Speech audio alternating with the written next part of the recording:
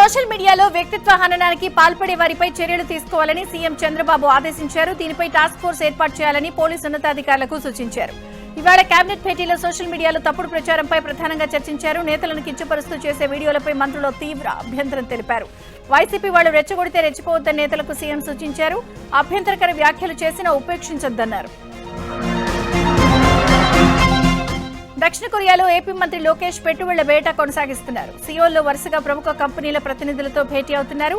Shri city లేదా తిరుపతిలో గృహోపకరణాల తయారీ యూనిట్ ఏర్పాటు చేయాలని కుకు ఎలక్ట్రానిక్స్ ను ఆహ్వానించారు. అలాగే ఈవీ కాంపోనెంట్స్ తయారీ యూనిట్ ను కూడా ఏర్పాటు చేయాలని మెటివ్లింక్ కంపెనీని కోరారు. ఈవీ మ్యాగ్నెటిక్స్, ఐసీసీయూ, ఎస్ఎండీ, పీబీఏ ఉత్పత్తుల తయారీకి ఏపీ అనుకూలమని కంపెనీల ప్రతినిధులకు లోకేష్ తెలిపారు.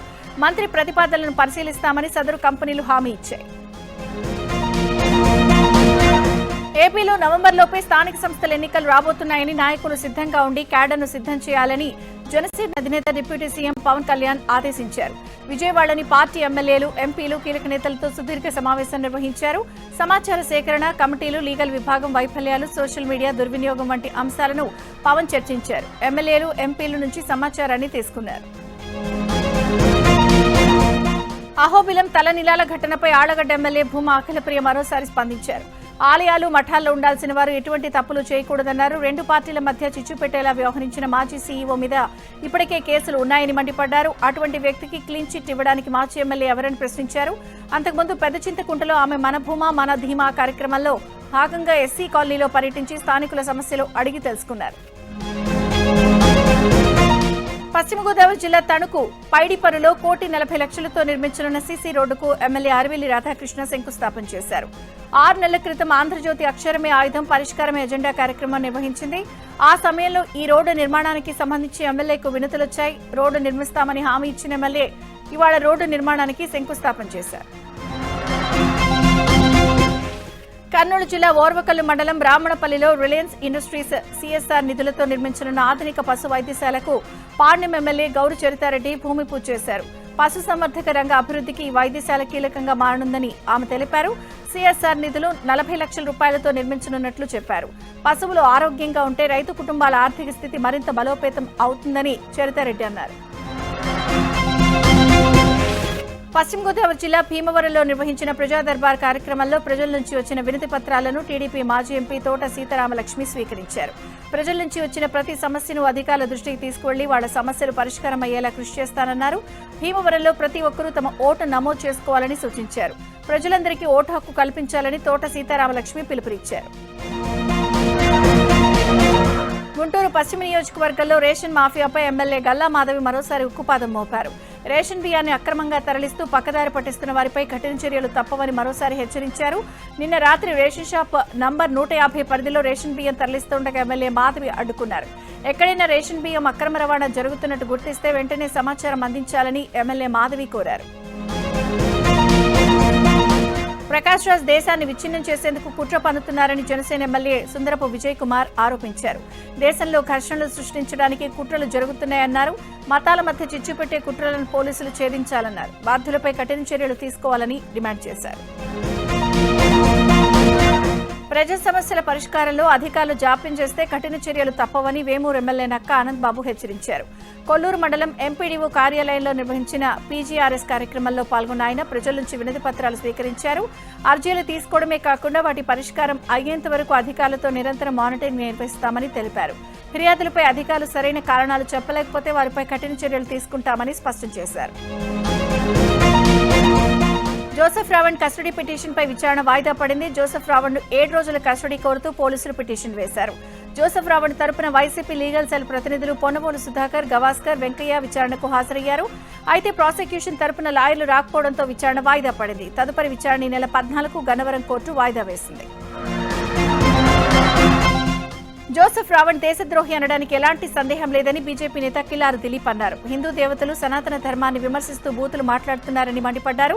రావణ్ మీద ఇప్పుడు కరెక్ట్ కేసు పెట్టారని జడా శ్రవణ్, ప్రకాష్ రాజ్ పై కూడా ఉపా చట్టం అమలు చేయాలన్నారు.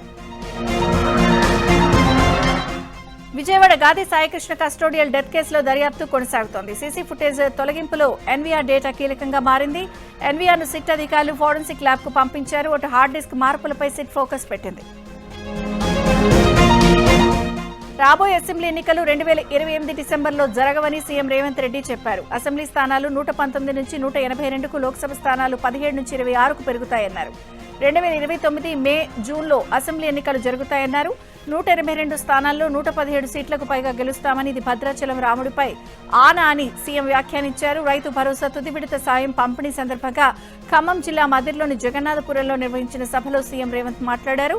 ఈ సందర్భంగా కేసీఆర్, బీఆర్ఎస్, బీజేపీలపై విమర్శలు చేశారు. జర్మనీ కాన్సుల్ జనరల్ నేతృత్వంలో ఉన్నత స్థాయి ప్రతినిధి బృందం మంత్రి దుద్దిళ్ల శ్రీధర్ బాబుతో భేటీ అయింది. తెలంగాణ, జర్మనీ ద్వైపాక్షిక సంబంధాల బలోపేతంపై ఈ భేటీలో చర్చించారు. తెలంగాణలో పెట్టుబడులు పెట్టాలని జర్మన్ పారిశ్రామికవేత్తలకు ఆహ్వానం పలికారు. తయారీ రంగానికి తెలంగాణ అత్యంత అనుకూలమని అన్నారు. పెట్టుబడులతో పాటు సాంకేతిక నైపుణ్య భాగస్వామ్యానికి తెలంగాణ సిద్ధమని మంత్రి శ్రీధర్ బాబు తెలిపారు. సచివాలయంలో వాణిజ్య పరిశ్రమల శాఖ అధికారులతో తెలంగాణ పారిశ్రామిక ప్రాజెక్టులపై సీఎస్ సంజయ్ జాజు సమీక్ష నిర్వహించారు. భారత future city, Zaheerabad industrial city పురోగతిపై చర్చ జరిగింది. కాకతీయ మెగా టెక్స్టైల్ పార్క్ పనులపై అధికారులకు ఆదేశాలు జారీ చేశారు. పెట్టుబడులకు తొలి గమ్యంగా తెలంగాణను తీర్చిదిద్దాలని సీఎస్ అన్నారు. యువతకు భారీ ఉపాధి కల్పన లక్ష్యమని సీఎస్ స్పష్టం చేశారు. ప్రాజెక్టులను గడువులోగా పూర్తి చేయాలని అధికారులకు ఆదేశాలిచ్చారు. కాంగ్రెస్ లో అంతర్గత గొడవలపై టీపీసీసీ చీఫ్ మహేష్ గౌడ్ స్పందించారు. పార్టీలో భిన్నాభిప్రాయాలు సహజమేనన్నారు. కొండ సురేఖ, కడియం, తుంగతుర్తి సమస్యలు పరిష్కరిస్తామన్నారు. క్రమశిక్షణ కమిటీ చైర్మన్ బిజీగా ఉండడంతో సమస్య పరిష్కారానికి 2 సీనియర్లను నియమించామన్నారు. హరీష్ రావుపై టీపీసీసీ చీఫ్ మహేష్ గౌడ్ కీలక వ్యాఖ్యలు చేశారు. హరీష్ రావు కాంగ్రెస్ లోకి వస్తాను అంటే చర్చిస్తామన్నారు. పొలిటికల్ అఫైర్స్ కమిటీలో చర్చించి హరీష్ రావును చేర్చుకోవాలా వద్దా అని నిర్ణయం తీసుకుంటామన్నారు. అటు పదవుల భర్తీలో పాలసీ నిర్ణయాలు తీసుకోవాల్సిందన్నారు. కొన్ని అంశాలపై గంటలో నిర్ణయాలు తీసుకోలేమన్నారు. 10 ఏళ్లలో ఏమీ చేయని వారు 3 నెలల్లో ఏం చేస్తారని ప్రశ్నించారు. గత ప్రభుత్వం అప్పులు, తప్పులను సరిచేస్తున్నామన్నారు. ఈ నెల 15 తర్వాత సీఎంతో చర్చించి పదవులు భర్తీ చేస్తామని మహేష్ గౌడ్ చెప్పారు. ఖమ్మం రైతు ఆశీర్వాద సభలో ఫ్లెక్సీలు ఆసక్తికరంగా మారాయి. సీఎం రేవంత్ కు స్వాగతం పలుకుతూ జగన్ ఫోటోలతో ఫ్లెక్సీలు వెలిశాయి. ఫ్లెక్సీల్లో రేవంత్ పట్టీతో పాటు జగన్, రాజశేఖర్ రెడ్డి ఫోటోలున్నాయి. అటు రేవంత్, ఎన్టీఆర్ ఫోటోలతోనూ ఫ్లెక్సీలు వెలిశాయి. ప్రస్తుతం ఈ ఫ్లెక్సీలు రాజకీయంగా చర్చనీయాంశంగా మారాయి. ప్రపంచమంతా చూస్తున్న ఓవైసీ కళాశాల చెరువులో లేదని కాంగ్రెస్ ప్రభుత్వం నమ్మించే ప్రయత్నం చేస్తోంది అంటూ కేంద్ర మంత్రి బండి సంజయ్ ఎక్స్ వేదికగా విమర్శించారు. హైడ్రా పేరుతో పేదల ఇళ్లపై బుల్డోజర్లు నడిపే ప్రభుత్వం అందరికీ కనిపిస్తున్న ఆక్రమణ మాత్రం చూడలేకపోతోందని అన్నారు. కాంగ్రెస్ ప్రభుత్వానికి కంటి చూపు సమస్య లేక రాజకీయ సంకల్పం లోపించిందా అంటూ ఎద్దేవా చేశారు. చెరువులు, ఎఫ్టీఎల్ల విషయంలో ప్రభుత్వం ద్వంద్వ వైఖరి వీడాలని బండి సంజయ్ డిమాండ్ చేశారు. మత్స్యకారుల అభివృద్ధి లక్ష్యంగా ప్రజా పరిపాలన పనిచేస్తుందని, గంగమ్మ తల్లి ఆలయం నిర్మాణం త్వరలో పూర్తి చేస్తామని మంత్రి జూపల్లి కృష్ణారావు అన్నారు. కొల్లాపూర్ మండలం సింకోటంలో ఆయన పర్యటించారు. శ్రీవారి సముద్రం సమీపంలో గంగమ్మ తల్లి ఆలయం నిర్మాణంపై మాజీ సర్పంచ్ ఇమ్మిడిశెట్టి వెంకటస్వామితో కలిసి జూపల్లి పరిశీలించారు. ఎన్నో ఏళ్ల తమ కల ఇన్నాళ్లకు నెరవేరబోతోందని మత్స్యకారులు మంత్రి జూపల్లికి కృతజ్ఞతలు తెలిపారు. మణుగూరులో తెలంగాణ రక్షణ సమితి పార్టీ అధ్యక్షురాలు కల్వకుంట్ల కవిత పర్యటించారు. సింగరేణి ఏరియాలో బాయిబాట 2వ రోజు కార్యక్రమం మణుగూరు నుంచి మొదలుపెట్టారు. కేఓసీ 2 లోపలికి వెళ్లేందుకు అనుమతులు లేకపోవడంతో కాసేపు పోలీసుల కవిత బృందానికి మధ్య వాగ్వివాదం జరిగింది. తర్వాత కంపెనీ అనుమతితో లోపలికి వెళ్లి కార్మికులతో మాట్లాడారు. అనంతరం మొదటి షిఫ్ట్ కార్మికులతో కవిత సమావేశమయ్యారు. సింగరేణి పట్ల ప్రభుత్వం వ్యవహరిస్తున్న తీరు తప్పుపట్టారు. పెండింగ్ లో ఉన్న డిపెండెంట్ ఉద్యోగాల భర్తీ కోసం మెడికల్ బోర్డు ఏర్పాటు చేయాలని కవిత డిమాండ్ చేశారు. సిరిసిల్ల మున్సిపల్ వైస్ చైర్మన్ దార్ల సందీప్ పై కమిషనర్ ఖదీర్ పాషా ఫిర్యాదు చేశారు. దాంతో సిరిసిల్ల పోలీసులు కేసు నమోదు చేశారు. తమకు ఇందిరమ్మ ఇళ్లు మంజూరు చేయాలి అంటూ మున్సిపల్ వైస్ చైర్మన్ సందీప్ ను కలిస్తే ₹1,00,000 డిమాండ్ చేశారని సులోచన అనే మహిళ ప్రజావాణిలో ఫిర్యాదు చేశారు. మున్సిపల్ కమిషనర్ ఖదీర్ పాషా పోలీసులకు ఫిర్యాదు చేయడంతో కేసు నమోదు చేసి దర్యాప్తు చేపట్టారు. విశాఖ సింహాచలం సింహాద్రి అప్పన్న హుండీ ఆదాయం లెక్కింపుల ప్రక్రియలో వివాదం చెలరేగింది. లెక్కింపు సమయంలో ఈవో వెంకట్రావు ఉంగరాలు ధరించి ఉండటాన్ని ధార్మిక సంఘాలు తప్పుపడుతున్నాయి. లెక్కింపు సమయంలో దుస్తులు, బంగారు ఆభరణాలు ధరించకూడదనే నిబంధన ఉన్నప్పటికీ ఈవో ఉంగరం ధరించడం ఎంతవరకు సమంజసమంటూ ఆగ్రహం వ్యక్తం చేస్తున్నారు.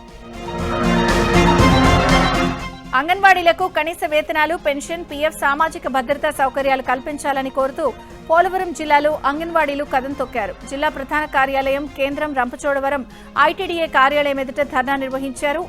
నలుపు యూనిఫామ్తో వచ్చిన అంగన్వాడీ కార్యకర్తలు ప్లకార్డులు పట్టుకుని నిరసన ర్యాలీ చేశారు. కనీస వేతనం 26,000 ప్రకటించాలని, పనిభారం పెంచే నవచేతన యాప్ను రద్దు చేయాలని డిమాండ్ చేశారు. అంగన్వాడీ టీచర్లకు కనీస వేతనం అమలు చేయాలని, పెండింగ్లో ఉన్న సమస్యలు పరిష్కరించాలని కోరుతూ అంగన్వాడీ కార్యకర్తలు కడపలో ధర్నా నిర్వహించారు. తమ సమస్యలు పరిష్కరించాలని కోరుతూ కలెక్టర్కు వినతి పత్రాలు ఇచ్చారు. అంగన్వాడీలకు జీతాలు పెంచాలని, మినీ వర్కర్స్ ను మెయిన్ వర్కర్స్ గా గుర్తించాలని డిమాండ్ చేశారు. నిత్యావసర సరుకుల ధరలు పెరిగిపోతున్నా తమ జీతాలు పెంచడం లేదని అన్నారు. ప్రభుత్వం తమ సమస్యలు పరిష్కరించాలని కోరారు. జీహెచ్ఎంసీలో పనిచేస్తున్న రిటైర్డ్ ఉద్యోగులకు సకాలంలో పెన్షన్ చెల్లించడం లేదంటూ హరిహర కళాభవన్లో పెన్షన్ ఆఫీసులో విశ్రాంత ఉద్యోగులు నిరసనకు దిగారు. 2 నెలలుగా పెన్షన్ డబ్బులు రాక తీవ్ర ఇబ్బందులు ఎదుర్కొంటున్నామని ఆవేదన వ్యక్తం చేశారు. గతంలో బేగంపేట సర్కిల్ పరిధిలోకి వచ్చే 300 మంది పైగా ఉన్న పెన్షనర్లను సమీప సర్కిల్లోకి మార్చారని అధికారులు చెప్పడంతో పెన్షనర్లు అయోమయానికి గురవుతున్నారని అన్నారు. దశాబ్దాల పాటు సేవలందించిన తమకు సరైన గౌరవం లభించడం లేదని ఆవేదన వ్యక్తం చేశారు. కర్నూలు జిల్లా గూడూరు నగర పంచాయతీలో ఎట్టకేలకు తాగునీటి సమస్య తీరింది. 2014 టీడీపీ హయాంలో టీడీపీ ఇన్ఛార్జ్ ఎదురూరు విష్ణువర్ధన్ రెడ్డి తాగునీటి సమస్యను సీఎం చంద్రబాబు నాయుడు దృష్టికి తీసుకెళ్లారు. వెంటనే స్పందించిన చంద్రబాబు 54 కోట్ల నిధులు మంజూరు చేసి 3 నీళ్ల ట్యాంకులను నిర్మించారు. వైసీపీ అధికారం చేపట్టాక దీని ఊసే ఎత్తలేదు.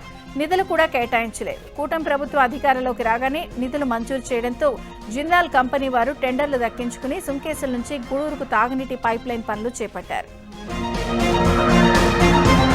నెల్లూరు జిల్లా పెళ్లకూరు మండలం చిల్లకూరులో ఎన్టీఆర్ విగ్రహ ఏర్పాటుపై వివాదం చెలరేగింది. విగ్రహ ఏర్పాటు కోసం టీడీపీ నేతలు భూమి పూజ చేసిన గుంతను వైసీపీ నేత కామిరెడ్డి సత్యనారాయణ రెడ్డి పూడ్చివేశారు. దీంతో టీడీపీ నేతలు అక్కడికి చేరుకుని ఆందోళన చేశారు. ఘటనా స్థలానికి పోలీసులు అధికారులు చేరుకుని మట్టిని తీసివేయడంతో వివాదం సద్దుమణిగింది. శ్రీకాకుళం జిల్లా పైడి భీమవరం పారిశ్రామిక వాడలో 2 వాటర్ సర్వీసింగ్ సెంటర్ల నుంచి వెలువడుతున్న కలుషిత జలాలు తాగి పశువులు మృత్యువాత పడుతున్నాయి. ప్రమాదకరమైన కెమికల్స్, యాసిడ్తో మూగజీవాలు చనిపోతున్నాయని రైతులు తీవ్ర ఆవేదన వ్యక్తం చేస్తున్నారు. అధికారులు చర్యలు తీసుకోవాలని డిమాండ్ చేస్తున్నారు. నకిలీ ఫ్యామిలీ మెంబర్ సర్టిఫికేట్, డెత్ సర్టిఫికేట్లతో ఏకంగా 12 ఎకరాల భూమిని రిజిస్ట్రేషన్ చేసుకున్న ఘటన వనపర్తి జిల్లా ఆత్మకూరులో ఆలస్యంగా వెలుగులోకి వచ్చింది. మెటంపల్లి గ్రామానికి చెందిన పుల్లూరి రాములకు 12 ఎకరాల వ్యవసాయ భూమి ఉంది. పట్టాదారుడైన రాములు 2020లో మరణించాడు. అయితే రాములు 3 భార్యల పిల్లలకు సమాన హక్కులు రావాల్సిండగా మొత్తం భూమి తానే దక్కించుకోవాలని 2వ భార్య కుమారుడు సాయన్న పథకం రచించాడు. మాజీ తహసీల్దార్ సంతకం ఫోర్జరీ చేసి 12 ఎకరాల ఆస్తిని సాయన్న పేరిట రిజిస్ట్రేషన్ చేయించుకున్నాడు. దీంతో రాములు 2 భార్యల పిల్లలు లబోదిబ్బోమంటున్నారు. న్యాయం చేయాలని కోరుతున్నారు. నాగర్ కర్నూలు జిల్లా కొల్లాపూర్ మండలం నార్లాపూర్ ప్రభుత్వ ప్రాథమిక పాఠశాల పైకప్పు ఒక్కసారిగా కూలిపోయింది. విద్యార్థులంతా ప్రార్థన ముగించుకుని తరగతి గదిలోకి వచ్చి కూర్చుంటూ ఉండగా ఈ ప్రమాదం జరిగింది. బ్లాక్ బోర్డ్ పోడియం ఉన్న ప్రాంతంలో పైకప్పు కూలటంతో విద్యార్థులంతా క్షేమంగా బయటపడ్డారు. ప్రమాదం జరిగిన సమయంలో తరగతి గదిలో 27 మంది విద్యార్థులున్నారు. ఉపాధ్యాయుడు ఇంకా తరగతి గదికి రాకపోవడంతో ప్రాణాపాయం తప్పింది. గతంలో పాఠశాల పరిస్థితిపై ఏబీఎన్ ఆంధ్రజ్యోతిలో కథనం ప్రసారమైనా అధికారులు పట్టించుకోలేదు. కేంద్ర మంత్రి జితిన్ రామ్ మాంఝీ, ఏపీ మంత్రి కొండపల్లి శ్రీనివాస్, త్రిపుర మాజీ సీఎం బిప్లవ్ కుమార్ దేవ్, ఎమ్మెల్సీ రవీంద్రబాబు తిరుమల శ్రీనివాసును దర్శించుకున్నారు. శ్రీవారి దర్శనార్థం కుటుంబ సభ్యులతో కలిసి తిరుమలకు చేరుకున్న వీరు వీఐపీ బ్రేక్ దర్శన సమయంలో శ్రీవారిని దర్శించుకున్నారు. తిరుపతిలో చిరుతపులి సంచారం కలకలం రేపుతోంది. ఉపాధ్యాయ నగర్లోని రోడ్లపై చిరుత ప్రత్యక్షమైంది. దీంతో స్థానికులు తీవ్ర భయాందోళనకు లోనవుతున్నారు. అటవీ శాఖ అధికారులకు సమాచారం ఇచ్చారు. కాకినాడలో ఖాతాదారులను మోసగించిన ఆల్మైటీ జెనెసిస్ సంస్థ డైరెక్టర్లను పోలీసులు అరెస్ట్ చేశారు. అధిక లాభాల ఆశ చూపి ఆల్మైటీ జెనెసిస్ సంస్థ డైరెక్టర్లు మోజేష్, లలితాంబిక ఖాతాదారులను మోసగించారని బాధితులు ఆరోపిస్తున్నారు. ₹1,00,000 పెట్టుబడి పెడితే నెలకు ₹15,000 చొప్పున వడ్డీ చెల్లిస్తామని కోట్ల రూపాయల డిపాజిట్లు సేకరించారు. ఉమ్మడి తూర్పుగోదావరి జిల్లాలోనే ₹48 కోట్ల వసూలు చేసి కొన్ని నెలలుగా చెల్లింపులు నిలిపివేయడంతో ఆల్మైటీ జెనెసిస్ కార్యాలయం వద్ద బాధితులు ఆందోళనకు దిగారు. 6 ఖాతాదారులు సర్పవరం పోలీస్ స్టేషన్లో ఫిర్యాదు చేశారు. తిరుపతి జిల్లా రేణిగుంట అర్బన్ పోలీస్ స్టేషన్ పరిధిలో భారీ డ్రగ్స్ ర్యాకెట్ ను పోలీసులు ఛేదించారు. 3 లక్షల విలువైన 62 గ్రాముల MDMA డ్రగ్స్ ను స్వాధీనం చేసుకుని 3 నిందితులను అరెస్ట్ చేశారు. వీరి నుంచి డ్రగ్స్ తో పాటు 4 సెల్ ఫోన్లు, 2 డిజిటల్ వెయింగ్ మిషన్లను, 1 బైక్ ను పోలీసులు స్వాధీనం చేసుకున్నారు. అత్తాపూర్లో డ్రగ్స్ ముఠా గుట్టురట్టు చేశారు పోలీసులు. లక్షల విలువైన మాదక ద్రవ్యాలు స్వాధీనం చేసుకున్న పోలీసులు 5 ముఠా సభ్యులను అరెస్ట్ చేశారు. ఎస్ఓటీ రాజేంద్రనగర్ బృందం, అత్తాపూర్ పోలీసులు సంయుక్తంగా నిర్వహించిన దాడుల్లో 5 నిందితులను అరెస్ట్ చేయగా 2 పరారీలో ఉన్నారు. 6.65 గ్రాముల MDMA, 5 హెటర్ ఎం ఇంజెక్షన్లను, 5 ఆల్ఫ్రాజోలామ్ టాబ్లెట్ శాచెట్లు, 2 సిరంజ్లు, 1 కత్తి, 5 మొబైల్ ఫోన్లు, 16,000 నగదు స్వాధీనం చేసుకున్నారు. హైదరాబాద్ లో ఫుడ్ సేఫ్టీ అధికారులు తనిఖీలు నిర్వహించారు. ఈ తనిఖీల్లో విస్తుపోయే విషయాలు వెలుగులోకి వస్తున్నాయి. శుభ్రతను గాలికి వదిలేసిన రెస్టారెంట్ల నిర్వాహకులు అపరిశుభ్రమైన వాతావరణంలో కిచెన్లను మెయింటైన్ చేస్తున్నారు. నిల్వ చేసిన చికెన్, కాలం చెల్లిన ఆహార పదార్థాలను వినియోగిస్తున్నట్లు గుర్తించారు. గచ్చిబౌలిలోని ఆల్సబా రెస్టారెంట్లో తనిఖీలు నిర్వహించగా అపరిశుభ్రమైన వాష్రూమ్ పక్కనే రుమాలీ రోటీలు తయారు చేస్తున్నట్లు గుర్తించారు. ఈగల మధ్య అపరిశుభ్రంగా చికెన్ స్టోర్ చేయడంతో రెస్టారెంట్కు నోటీసులు ఇచ్చారు. కుక్కట్పల్లి ముసాపేటలో ఫుడ్ సేఫ్టీ అధికారులు తనిఖీలు నిర్వహించారు. సిద్దికే కబాబ్ సెంటర్లో నిబంధనలకు విరుద్ధంగా మాంసం నిల్వ ఉంచినట్లు గుర్తించారు. Shri Dwaraka grand cloud kitchen లో కాలం చెల్లిన ఆహార పదార్థాలను సీజ్ చేశారు. అరేబియన్ మండీ రెస్టారెంట్లో సింథటిక్ ఫుడ్ కలర్స్ వాడుతున్నట్లు తేల్చారు. వైన్ అండ్ డైన్ బార్ లో కాలం చెల్లిన పుట్టగొడుగులను గుర్తించారు. డ్రగ్స్ పై ఈగల్ ఫోర్స్ ఉక్కుపాదం మోపుతోంది. ఫతేనగర్ లో ఈగల్ ఫోర్స్ భారీ డ్రగ్స్ రాకెట్ ను బట్టబయలు చేసింది. డ్రగ్స్ విక్రయిస్తున్న ఆకాష్ అనే వ్యక్తిని అరెస్ట్ చేశారు. 29 మంది గంజాయి వినియోగదారులను ఈగల్ ఫోర్స్ అదుపులోకి తీసుకుంది. 29 మందికి డ్రగ్ టెస్ట్ పాజిటివ్ రాగా వారి నుంచి 17.8 గ్రాముల గంజాయి స్వాధీనం చేసుకుంది. గంజాయి ప్యాకెట్లు అమ్ముతున్న 78 ఏళ్ల చంద్రమ పరారీలో ఉన్నట్టు పోలీసులు తెలిపారు. డ్రగ్స్ పై జీరో టాలరెన్స్ హాట్స్పాట్లలో ఆకస్మిక దాడులు కొనసాగుతాయని ఈగల్ ఫోర్స్ తెలిపింది. ఈజీ మనీకి అలవాటు పడి దొంగతనాలకు పాల్పడుతున్న దొంగను మార్కాపురం జిల్లా బేస్తవారిపేట పోలీసులు అదుపులోకి తీసుకున్నారు. అన్నమయ్య జిల్లాకు చెందిన బ్రాహ్మణయ్య అనే వ్యక్తి పాపాయిపల్లి గ్రామంలో ఇంటి ముందు నిద్రిస్తున్న మహిళ మెడలో ఉన్న బంగారు గొలుసు లాక్కెళ్లాడు. బాధితురాలు ఫిర్యాదుతో కేసు నమోదు చేసిన పోలీసులు నిందితుడిని అరెస్ట్ చేశారు. అతని నుంచి 10 లక్షల విలువైన 63 గ్రాముల బంగారం, 30,000 నగదు స్వాధీనం చేసుకున్నారు. హైదరాబాద్ ఫిలింనగర్ లో నటుడు ధర్మ ఇంట్లోకి కారు దూసుకెళ్లింది. యువకులు మద్యం మత్తులో అతివేగంగా కారు నడపడంతో ఈ ప్రమాదం జరిగింది. కారు ఢీకొనడంతో ఇంటి ప్రహరీ గోడ, గేటు ధ్వంసమయ్యాయి. కుటుంబ సభ్యుల ఫిర్యాదుతో వెంటనే పోలీసులు అక్కడికి చేరుకుని కారు నడిపిన యువకులను అదుపులోకి తీసుకున్నారు. మద్యం మత్తులో యువకులు కారు నడిపినట్లు గుర్తించారు. మహిళకు మత్తుమందు కలిపిన కూల్ డ్రింక్ తాగించి లైంగిక దాడికి పాల్పడ్డ ఆటో డ్రైవర్ను పోలీసులు అరెస్ట్ చేశారు.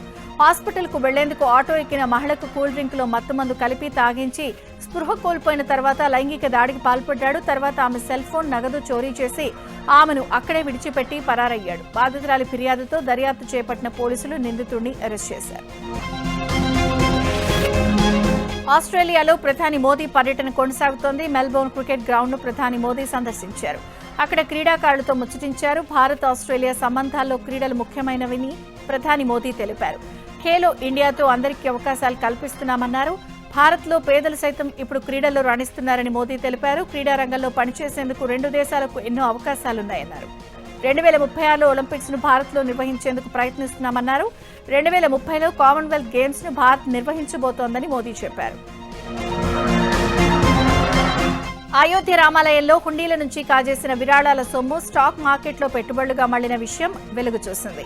దోచుకున్న డబ్బులు మూలాలు తెలియకుండా ఉండేందుకు నిందితులు ఎంతో వ్యూహాత్మకంగా వ్యవహరించినట్టు బయటపడింది. ఆలయం నుంచి రహస్యంగా తరలించిన డబ్బును ముందుగా బంధువులు, స్నేహితుల ఖాతాల్లో జమ చేసి తర్వాత తమ ఖాతాలకు ఆ మొత్తాన్ని బదిలీ చేయించుకున్నారు. నేరుగా తమ ఖాతాల్లోనే జమ చేసుకుంటే దొరికిపోతామన్న భయంతో ఎత్తుగడను అనుసరించినట్టు తెలుస్తోంది. ఢిల్లీ పటియాలా హౌస్ కోర్టులో వింత పిటిషన్ దాఖలైంది. తీహార్ జైలు భోజనం అత్యంత కారంగా ఉంది అంటూ మాథ్యూ ఆరోన్ వాన్ డైక్ అనే అమెరికన్ పౌరుడు పిటిషన్ వేశాడు. ఈశాన్య రాష్ట్రాల్లో ఉగ్రకుట్రల ఆరోపణలపై ఎన్ఐఏకు చిక్కిన మాథ్యూ ఆరోన్ జైలు గదిలోనే సొంతంగా వండుకునేందుకు అనుమతి ఇవ్వాలని అభ్యర్థించాడు. కారాలు, మసాలాలు పడక జైల్లో 50 రోజులుగా నిరాహార దీక్ష చేస్తున్నట్లు తెలిపాడు. దీనిపై తమ నిర్ణయం తెలపాలంటూ తీహార్ జైలు అధికారులకు కోర్టు నోటీసులు జారీ చేసింది.